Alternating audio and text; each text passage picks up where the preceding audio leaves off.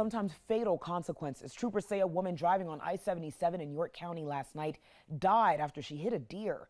Thanks for joining us for your news at 11. I'm Siobhan Bryan. And I'm John Carter, and this is one of our top stories online right now. So we wanted to know, how often does this happen? One insurance giant says the Carolinas are two of the highest risk states. And our Michael Warwick is live along I-77 near the state border. And Michael, we know 23-year-old Shania Glover of Rock Hill was killed in that accident. What more do we know about that crash from last night?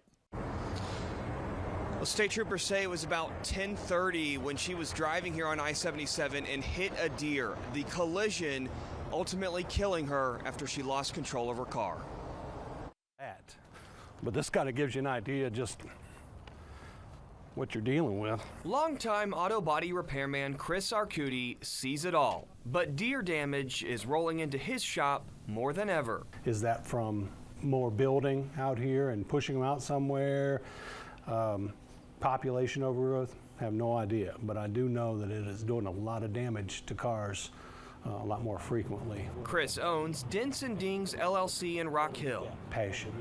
I love it. I love the people that come in. It's not far from where a woman died Tuesday night on I-77 after hitting a deer and losing control of her car. No matter how much we pay attention, you know, unfortunately we don't know when our time comes, and it's terrible to hear or see something like that happen.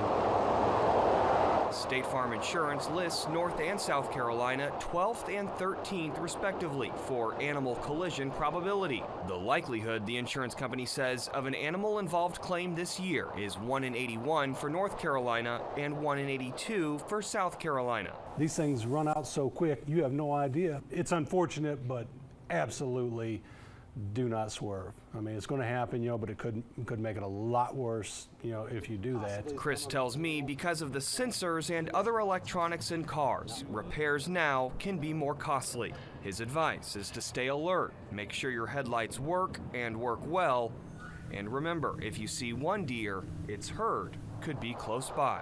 These are big rolling computers out here now, so this isn't something that you go in here and, you know, most time try to pay for something like that out of your pocket, because these vehicles have got to be fixed one certain way.